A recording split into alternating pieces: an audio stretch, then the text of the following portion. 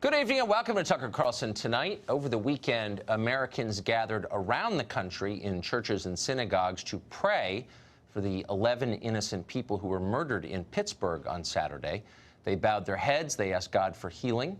They thought hard about how to bring the country together, how to improve themselves, how to be kinder to the people around them. That's the America that you grew up in, a decent place full of decent people trying to do the right thing. But there's another America, too. It's the America of cable news and social media, of CNN and Twitter. In that America, political operatives rush to the scene of human tragedy, hoping to leverage it for political gain. They make snap judgments on the basis of incomplete evidence in order to implicate their political opponents in crimes they did not commit. They use fear and rage to accomplish what reasoned argument could never accomplish. They commit moral blackmail. Typically, their aim is gun control. A crazy person committed an evil act, therefore you must be disarmed. But this time, that's not their goal. This time, their goal is more comprehensive than that. They want to take charge of what you are allowed to say and think. How are they trying to do that? By blaming you and your opinions for the crime. Watch. This man the flames of his hatred were fanned by a president who kept talking about this caravan of refugees as if they were terrorists or as if they were coming to commit atrocious crimes in our country, which they're not. So did you catch the message there? It wasn't subtle. The murderer was angry about illegal immigration. If you oppose illegal immigration, you are very much like the murderer. Even if you've never killed anyone, your views have inspired others to kill. You are implicated in this atrocity. You are a monster, just like the lunatic in Pittsburgh. You must change your beliefs, otherwise you will be punished. This is how free speech dies, and free thought along with it. The range of acceptable opinion narrows until it mimics a CNN script. Before long, everyone is nodding piously along in unison. There is no disagreement. There is only conformity. Obedient serfs chirping the party line. That's the goal. After a century of defending free speech, the left is now its enemy. Just last week, the Southern Poverty Law Center issued a list of demands for tech companies. Anyone who disagrees with the SPLC, they explained, must be prevented from operating a website or raising money online or organizing events or publicly expressing their opinions. That's an order, says the SPLC. Well, it goes without saying that the Southern Poverty Law Center has no moral standing to make any of those demands. None of the people making demands do. And yet, as always, the least virtuous are invariably the most self-righteous. Watch former DNC Chairman Howard Dean explain that American politics is no longer really about politics, which is to say about competing ideas of what might work and what doesn't work. Instead, politics is a spiritual battle between light and dark, between God and Satan himself. Watch.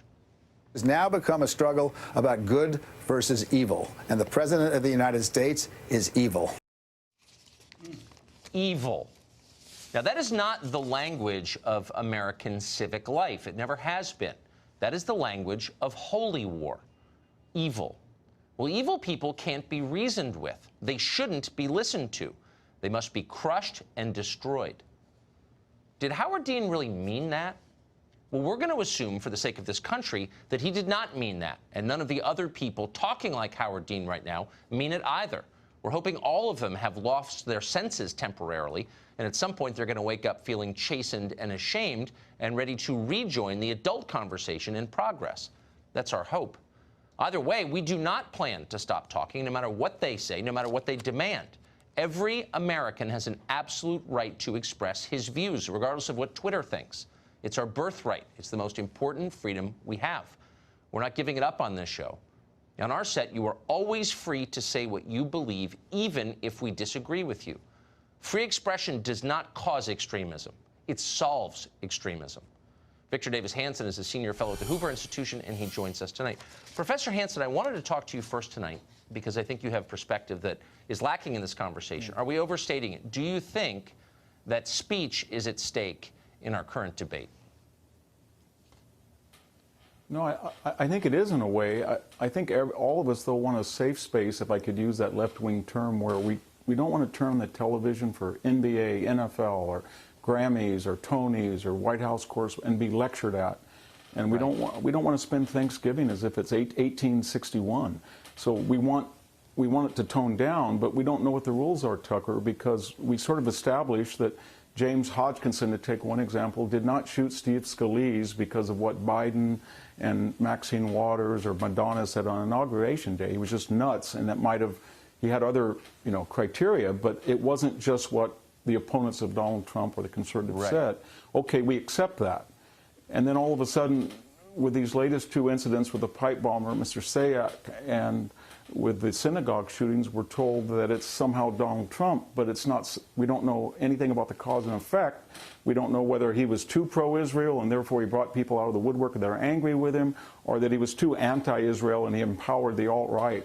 They can't even get it straight. So we don't get, the American people think, well, wait a minute, I don't like hate speech or tough speech, but I don't know what the rules are. They're not. It's not symmetrical. It looks like it's a left-wing electronic, reign of terror. These self-appointed Facebook Robespierre in a nanosecond can guillotine you, and people don't like that. So we're saying, what are the rules of speech? And from what you and I and others have seen of Facebook and Twitter and YouTube, the masters of the universe in Silicon lack either the intellect or the morality to tell us what is permissible speech. So we don't know who to turn to, this confusion. So maybe we just go back to the Sermon on the Mount and say to ourselves, let's treat people the way we would like to treat. And I would tell that to Hillary Clinton. Maybe when Mitt Romney lost in 2012, he didn't say, I'm not going to be civil until the next election. Or when George Bush quite graciously accepted that he was out of office in 2009, he didn't go around the country, as Obama is now, calling the President of the United States an inveterate liar. So I think it's asymmetrical, and people understand that until the adjudicators know. They can't adjudicate us because they don't have the moral high ground. Well, they definitely don't have the moral authority to decide who speaks. But I wonder if their assumption is right. So what they're saying is that certain ideas are so bad that they cause violence. Yeah. And I wonder if it's even possible for any society to ever squelch ideas. Doesn't that cause, and I'm not just saying this is a left-right phenomenon, it's just a human phenomenon, when you try and prevent people from having unapproved thoughts, don't you create extremism? Yeah, I think that's an age-old dilemma. It goes back to the Greeks, and we in the West have decided that we don't want the medicine to be worse than the disease, of censorship and setting up a censor board that tells us who can say what. So we err on the side of free speech, and it's especially pertinent when the people who are wanting to censor free speech right now don't want to do it symmetrically. They feel that because they're more noble, or that Donald Trump is some type of ogre, that they have deserved, because of their noble ends, any means necessary to further their moral project. And I think that's got people very, very angry and sort of alienated. Well, I mean, anytime you have what is in effect a religious conversation, a theological conversation that begins with, I'm a good person and you're not, how can you hope to make progress? How can you solve anything if one side believes itself to be saved and the other damned? Yeah, you can't, and you have to be empirical. So you have to say this particular act in this particular person's mind occurred because he heard this particular person say something, or a climate. Nobody's been able to make that cause and effect, and in the absence of that, as I said, in a nanosecond, all these half-educated people get on at some of the clips you pay, and then they say, I accuse you of all this. And everybody's afraid. I mean, you and I are one, and you especially, are 1 nanosecond away, one slipped word from being your head electronically chopped off. Yep. And that's what we don't want. Every day I think that, but I think it's important, more important than it's ever been, to tell the truth and be honest. Thank you, Professor. It's great to see you. Well, you have to speak up against it. Yeah, absolutely. Yeah, I think it's important. Thank you. Robert Woodson is the president and the founder of the Woodson Center. He's the author of The Triumphs of Joseph, and he joins us tonight. Thank you very much for coming on, Mr. Woodson. You're one of the people we go to at a time like this. The obvious question is, what do we do? I don't think either side wants to see the level of political intensity and rage that we're seeing right now. What's the answer to it? We've been here before, during the 60s, during my era, when 4 little girls were blown to death, blew up in the church, and Emmett Till was killed. Yes. And we had the bombings of Dr. King's house, almost killing his wife and his child. Even in the presence of that, what stimulated solutions were the civil rights movement engaged in debate within itself. The movement, there was a lot of debate as to what is the way forward, and it caused a fracturing in that movement, but the fracturing caused SNCC and other organizations, but each one developed an agenda to change it. We did not demonize a political party. We didn't look for villains and victims. We came together around solutions, and that is but it was backed by a spirited debate. Debate is missing now. The issues today is the loneliness, the feeling of the lack of content and meaning in people's lives that's leading to suicide, yes, in record number, violence, isolation. And right now, for anyone to speak up to address that problem, they're being vilified because you either have to declare yourself as being on one side of it or the other. But the answer, though, is to give the people suffering the problem their own voice. Right now, people on the political left and right, the extremes, presume to speak for whites on the right, and others who presume to speak for minorities on the right, on the left. I believe that whites in trailer parks have more in common with black and browns who are in these toxic communities. In my organization, the Woodson Center, we have 3,000 of these groups who come together and meet, and racial antagonism is never an issue. The problem is that the groups that we represent, they are not given a voice. The others, they're represented by people who really don't represent their real interest. Yes. And these are intellectuals, elites, who are getting to denigrating the values of this country, and those values of our founders may be used as political tools by both the left and the right. But for grassroots leaders who are struggling with drug addiction, loneliness, those principles and virtues are life enforcing. They're the ones, these values are the foundation upon which transformation and redemption. Right. So what we need is to give the people who are experiencing the problem their own voice. There's no place in this country where a low-income white, black, Hispanic can come together and say to the country, these extremes do not speak for us. Right. The Woodson Center is trying to promote that. And the people who claim to be our leaders weren't elected by us, and they're not our leaders. And our civil rights movement has morphed into a race grievance industry, and it's lost its moral authority. I wonder, since you were there for the civil rights movement, right in the middle of it, the last time this country felt like it was coming apart, as it does now, I wonder if that could have been peacefully resolved if social media had existed then.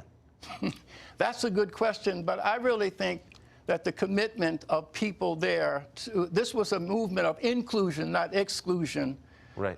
We believed that we were holding America to live up to its promise. Right now, people are denigrating those values and saying to blacks, because of the legacy of slavery and discrimination, that America is to be ever condemned. And we reject that notion. The very fact that blacks fought in every war in this country and not one is ever convicted of treason. Yes. Because we believed. I was coming through the airport last summer, and I saw 90 veterans being wheeled in to come to a ceremony here. And I just wept. Yes. Because I thought about the sacrifice that they have made. Blacks and low-income blacks and whites in these low-income working-class neighborhoods are America's patriots. That's right. They are the ones who should be given a voice to speak for themselves and not let these extremes speak for them. I agree with that completely. Robert Woodson, thank you, as always. Thank you, Tucker. For the perspective. I appreciate it. We should add that free speech is discussed at great length in a new book called Ship of Fools. You can order it now. It's online.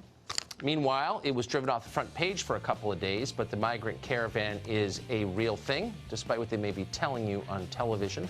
There are actual people in it, and it raises actual questions that, as a citizen, you have a right to debate openly. And we're going to do that after the break.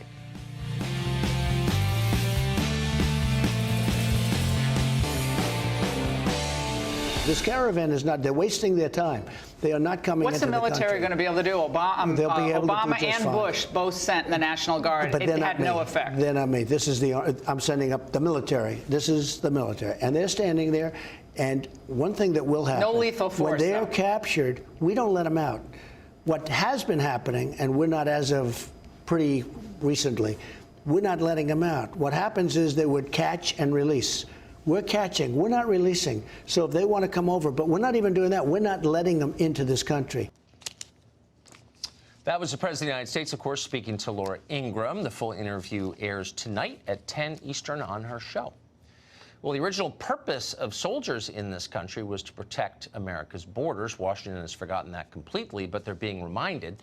In response to the migrant caravan still making its way through Mexico, the president has ordered the deployment of more than 5,000 U.S. troops to assist the Border Patrol.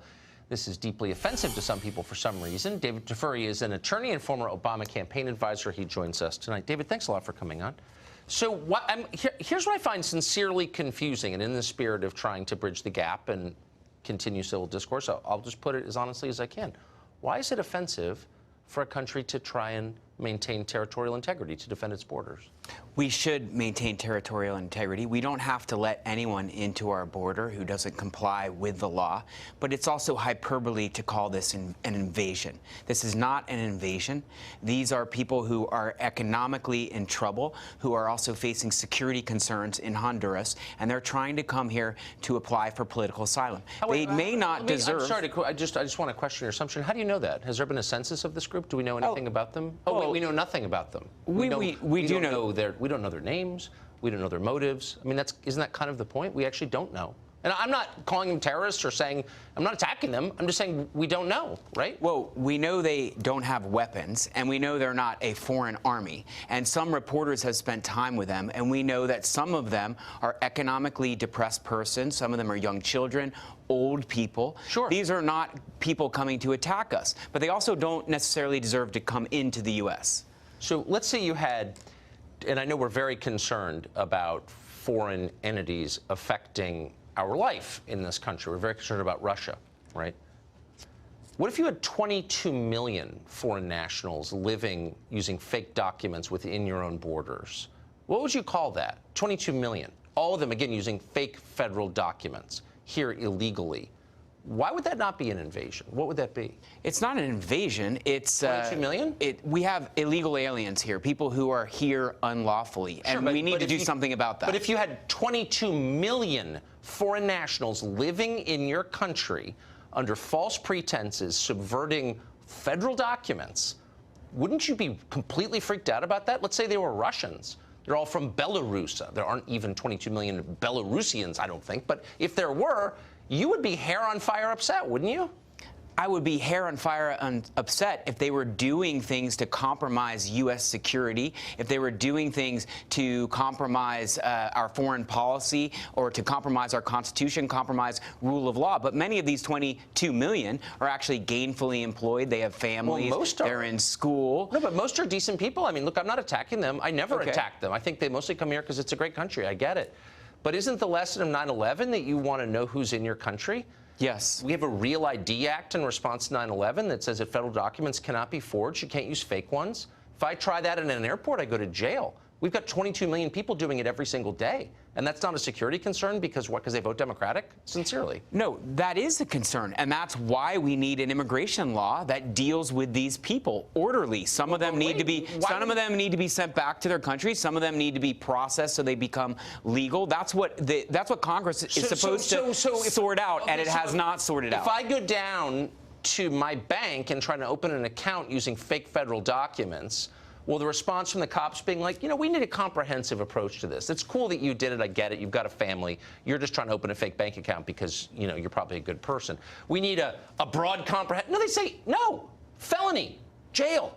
Exactly. And so why are we allowing 22 million people to do that and I can't do it? In other words, why are we giving the benefit of the doubt to 22 million foreign nationals but not to American citizens? And the reason, of course, is because the Democratic Party is hoping that they'll be Democratic voters. Tucker, you can't put this all on the Democratic Party. Well, what's the Both the Democratic Party and the Republican Party together have utterly failed to pass an immigration law that would deal with this problem that you're rightly concerned about. Let me just stand corrected. Actually, you're saying something that's basically true. The Democrats are hoping to make them all voters, but the Republican Party, which just watched Trump get elected on the promise of building a wall and then didn't, deserves a lot of blame. I actually agree with you, so I'm sorry that I didn't mean to sound partisan. You're right. They're both responsible.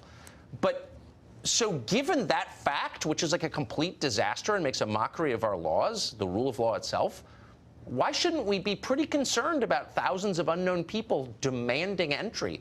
They just turned down residency in Mexico because they said, we have a right to come to America. Why shouldn't that bother us? None of them said they have a right to come to America. Yes, they did. They want to come to America. No, they think they have. And by the way, they are coming to America. They have announced their presence. We all know they're coming. They're going to come to a border. They're going to try to apply for political asylum. Many of them will be denied and should be denied. But why would what they are not doing, what they are not, it's important to note, though, what they are not doing is what you're complaining these 22 million people did, which is came here illegally across the border without people knowing. No. This group is actually going to come here, announce their arrival, and apply for political asylum. Yes, a lot of our aliens without documents, undocumented, whatever, illegal aliens in this country came here illegally as and became refugees and never went to court because they're released into the interior of the country, and 90% of them stay here, as you know.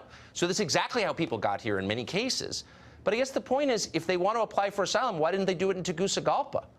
I mean, why should we take seriously a claim of asylum if you don't go to the embassy? I have an easy answer for that. You can't apply for political asylum in the country you're from. You have to leave your country in order to apply for political asylum. But That's why a couldn't basic you apply aspect to of come here political legally? asylum. There's not a war going on in Honduras. It's just a poor country. It's mismanaged. I get it. I feel bad. But these are illegitimate claims by their nature. Apply legally like everybody else. Right. They have to go to a foreign country to apply. So the better argument that you could make is, why aren't they applying in Mexico rather than the U.S.? Applying to come here legally like everybody else at the embassy in Tegucigalpa, I think we can both agree the reason they're not doing that is because they know they will be denied. Exactly. Then why should they take you seriously but if you're trying to the most subvert my important laws point, the first Tucker, day? is that all of these remedies that we're looking at now are Band-Aids. What we really have to do is help countries like Honduras fix the problem, fix their rule of law problems, fix their security problems so they don't come here. That's in their interest and our interest. And it takes leadership that neither Democrats nor Republicans have showed so far. 50,000 people died last year of drug ODs. There are hundreds of thousands of people, Americans, sleeping on the street tonight in this country and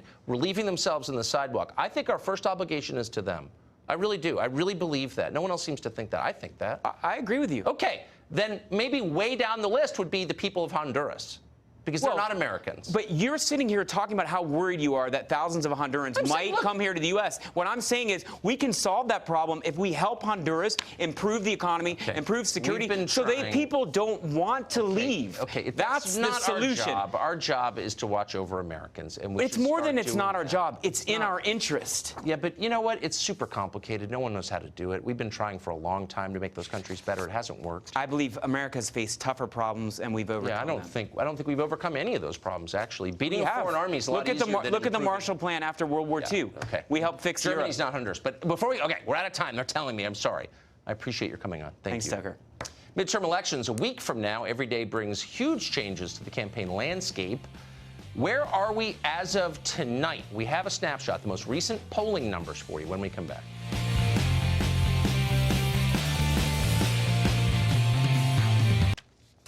San Francisco is a great American city, maybe the prettiest place on the North American continent, but it has an awful lot of problems. Housing is ruinously expensive. Needles litter the streets. The whole town increasingly smells like human waste. Go there if you don't believe it. City officials aren't interested in fixing these problems, though. They have a much bigger priority, helping foreign nationals, non-citizens, including illegal aliens, vote in elections. The city, believe it or not, spent $310,000 this year trying to sign up non-citizens to vote. Officially, this was just for the school board election, though obviously it won't stop there. After months of trying this, the campaign has managed to drum up a total of, brace yourself, 49 votes. In case you can't do the math in your head, that's $6,326 per vote. The tragedy, of course, is this is money that could have gone, should have gone, to clean up the streets, fight drug addiction, or do literally anything to help the many Americans suffering literally on the streets of San Francisco. But of course, helping Americans is exactly why San Francisco would not do that, because they don't care.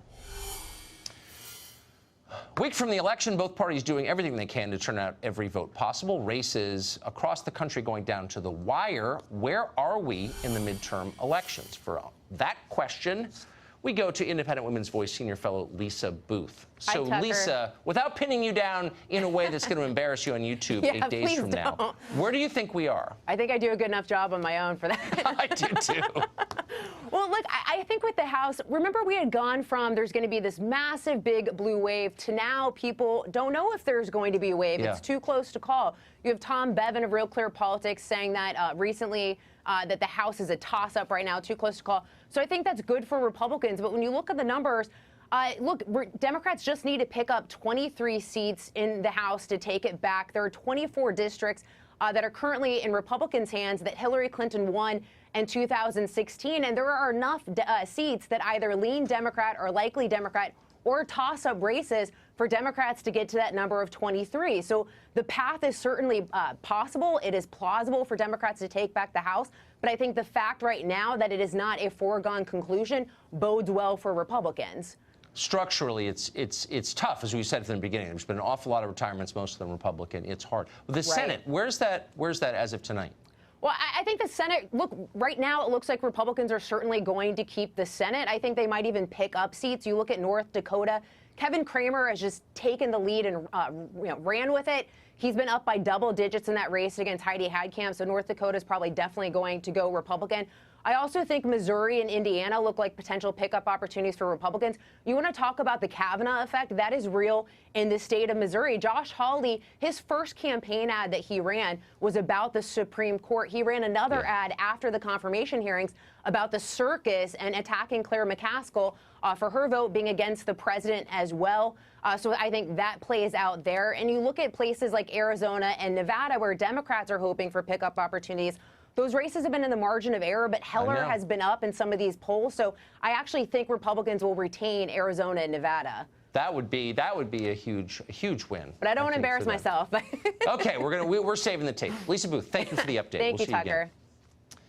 Well, thanks to the tech industry, children today, your children probably, are being exposed to tablets and smartphones before they're even potty trained. Is it good for them? Well, the people who make the technology know it's terrible for them.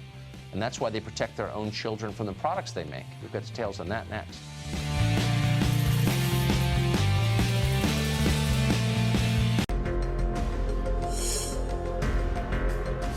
It's almost impossible, in fact, it is impossible for a kid to grow up in America right now without constant exposure to screens. Not only are children addicted to smartphones, but the schools, public schools especially, are filled with laptops, tablets, and online homework. Why? Because Silicon Valley pushed that on our schools. They're profiting from it. You know what they don't want? That garbage in their own kids' schools. According to the New York Times, tech elites are keeping screens out of their children's schools and teaching them to play with real toys instead of digital ones. Why? Because they know screens are poison. They should know they make them. Tom Kirsting is a licensed psychotherapist, author of the book Disconnected, How to Reconnect Our Digitally Distracted Kids. Tom, I know that you remember very well, and maybe some of our viewers will too, it was only 5 or 6 years ago that all the dumb people, the fad adherents, were telling us the most important thing we could do was to put iPads in every school in America and our kids would magically get brilliant. This was a lie pushed by Apple, and they all believed it. What do we now know about that? We now know that that is absolutely false. Something I've been lecturing about for 10 years. I've been going out there, stomping the ground, trying to get parents to really see what's happening, what this stuff is doing to kids' brains, how that is affecting their kids' emotions, why we have so much anxiety and depression, why the suicide rate is through the roof. And now you have the tech execs in Silicon Valley that are actually preventing their own children from using these devices. And when I saw that piece, I was thrilled to hear that, because maybe now, we can educate other parents that aren't as aware as these Silicon Valley tech execs are. But, I mean, Philip Morris executives never gave Marlboros to their own kids. So I guess this shouldn't surprise us. What surprises me is that none of the people selling this garbage to our children, marketing it to them, pushing on them through their schools where they have to obey, are ever held accountable for what they've done. Why is that? It's unbelievable. It's got to be. Must have something to do with behind-the-scenes lobbying and special interests and things of that nature. Now, these tech execs, if you read some articles on it, there's a large amount of students that go to the Waldorf schools out in Silicon Valley, and those schools do not allow any form of electronic devices. It's all paper and pen learning. And I think in one of them, 70% of the students in one of those schools are the sons and daughters of Silicon Valley tech execs. So they know things that the average parent out there doesn't know, and I'm glad we're having this discussion right now. But they sell the products anyway. They sell them anyway. Don't alert the rest of us. And school district after bovine school district continues to believe that technology is the key to education, and they never warn anybody about the threat that they clearly perceive. Right. And I work at a school during the day for 22 years, in addition to being a psychotherapist. And the biggest thing that we're trying to get a handle on is the mental and emotional well-being of our children. So Yes. 23 years ago, it was really more about education. You'd have a school counselor that would help kids with their schedules. Now it's part mental health and part education under the public school umbrella. How many, since this is your world, how many educators do you run into who really understand the magnitude of the imminence of this threat to kids from technology? The educators that I run into, that I speak with, they know it anecdotally because they see it, firsthand in front of them every day. But what they need to do is read more. Like my book really underscores everything with statistics to back it. We need to get out. We need to get parents out there hearing experts like myself discuss the ramifications, not just mental health, but also the family system. When you look at families nowadays, it's sort of, I liken it like this. An average family of 4 is really more like 4 individuals living a solitary life under the same roof staring at a screen. Exactly. But by the way, people can't read anymore because their brains have been trained to read 50 words at a time by the iPhone. Their brains have been destroyed. All of ours have been. We're going to look back on this moment and say, I can't believe we were so passive in the face of something that was killing us. You better believe Tom, thank you very much. Thank you, Tucker. Well, Hillary Clinton just made an awkward, racially tinged joke. Should we give her the benefit of the doubt? Does anybody get the benefit of the doubt anymore, ever? Mark Stein joins us next to discuss.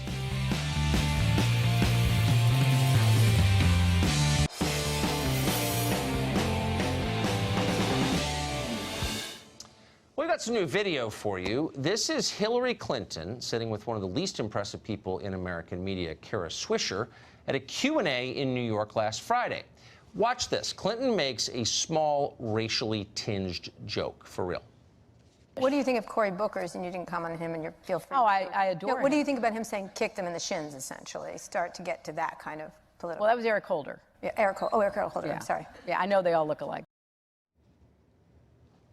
Well, we disagree with Hillary on just about everything, obviously, but in this case, we're willing to give her the benefit of the doubt. She seemed like she was just making a joke. We don't assume that she's exposing some kind of latent racism. We're not here to publicly shame her, not over that anyway. Lots of other things you could shame her over. The question is, though, would Hillary and any of the people who support Hillary extend that same benefit of the doubt, that same courtesy to you? Author and columnist Mark Stein has some ideas on that question, and he joins us tonight. Mark, do you think if you said something like that, Hillary Clinton would say, Mark Stein, I don't know his heart. I'm willing to judge him on the case he makes. I'm going to let, he's probably just kidding. Do you think she'd say that? No, and she wouldn't say it about if you had made that remark either. Nevertheless, I'm inclined to agree with you that there are 40,000 reasons to hound Hillary Clinton out of public life. Yeah. But this isn't one of them. And I go back to what Victor Davis Hanson said at the top of the show when he used that line, the cure is worse than the disease. The cure is worse than the disease, Head. A society that destroys people over one remark like this is actually a very ugly and evil society, whatever wrongs it might think it's trying to right. Hillary here, by the way, I'll say something else too. Hillary is not the most sophisticated kind of communicator. No. Here, she is someone who can tell Cory Booker from Eric Holder. One's got a mustache, one has no hair. It's not difficult. So she's not actually using the line that all black people look alike to her. She's actually ironically teasing about an old cliche that she is not using for real. And actually, that kind of ironic sense has all but been obliterated from public life now, where if you say something that is sly and ironic like that, you're assumed to mean it for real, and you have to be hounded from public life. And what I guess gets me is, look, as someone who said a lot of dumb things, and I'm sure will in the future, I hope that I always have a chance to explain what I meant. And it seems that nobody has the right to have an apology taken seriously or an explanation considered seriously. It's, we caught you, it's over. I don't know who makes these rules. Well, one of the consequences of that is that everybody then winds up going around tiptoeing on eggshells, right? And you can never tiptoe enough. Steve Martin made made a lasagna joke. He tweets 1,000 times, and he thinks, oh, this tweet's a bit edgy, this one's a bit provocative. He had no idea the lasagna joke was going to have people urging him on Twitter to just go and kill himself, or to finish him, or to obliterate his career. And we can't have that. At a certain point, we have to let Hillary survive her, or they all look alike joke, because the price of living in a world where one little remark absolutely destroys you, the cure is worse than the disease. I know. And I wonder if all these people encouraging the mob on these cable channels ever think about the country they're creating. Right. All right, take a look very quickly at this horrifying image. This is CNN's Lester Holt, of course, of NBC, dressed up as Susan Boyle, the singer. He has changed his appearance in a way that is now very controversial. He wore that costume for a Halloween episode of The Today Show. Megyn Kelly, of course, was just fired for suggesting that it wasn't always bad to dress up as a member of an opposite race. Look, I want to be clear. I'm not drawing, I don't think there's an equivalence between the two. There's a long history of one and not of the other. But I also wonder, I don't think there are like 5 people in America who'd be deeply offended by what Lester Holt did. I'm not offended by it. Maybe, though, if you dress like that, you should be slightly less self-righteous in the face of other people's transgressions. I guess that's the point I would make. I think there's an element of Susan Boyle-phobia in that white face, which is offensive to, Northern English women of a certain age. But the fact is, again, it's not about anything real. There is no, the minstrel tradition, the blackface tradition in America is dead as a doornail. Bing Crosby, 1942, he wore blackface for an Abraham Lincoln number in Holiday Inn. 10 years later, when he made the film White Christmas, he did a minstrel number in whiteface. Somewhere between 1942 and 1952, an entire tradition no longer became respectable. And again, the cure is worse than the disease. Yeah. I was down in Australia when I believe a Kanye West fan, she went to a party. He was her favorite celebrity, so she went to a party dressed as Kanye West. She's a nobody. She's 19, 22 years old. She's at the start of her life, and the entire Australian media wanted to destroy her. This is actually evil. I would like Lester Holt to do the news as Susan Boyle for a week. We should all get over this stuff. I know. Let people apologize. If there's no forgiveness, then you can't have a functioning society. Anyway, Mark, thank you very much, No, that's as always. right. That's true. Thanks a lot, Tucker. Well, one of the Mueller investigation's top cooperating witnesses now says he doesn't want to cooperate. He says he was framed. He'd like to get out of the plea deal he made with the government. George Papadopoulos is that man, and he joins us next.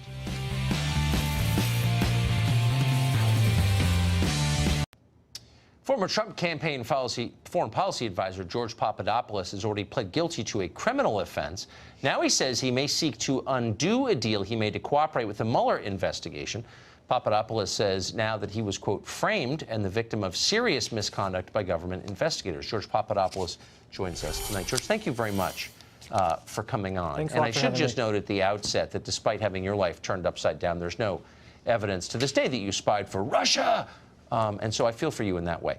But to get specific here, this saga began for you when you met with this guy, Professor Mifsud, if I'm even pronouncing his name correctly. It seems like we should hear from him. Where is he today, this man? Thanks a lot for hosting me, Tucker. So this is a very important person in this entire investigation.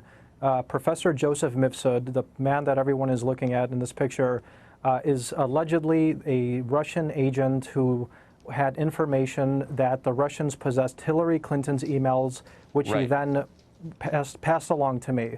Now, new information has come out recently from this man's lawyer, and what his lawyer is telling the world is that this person, Joseph Mifsud, was not working at the behest of Russia when he was encountering and interacting with George Papadopoulos and the Trump campaign.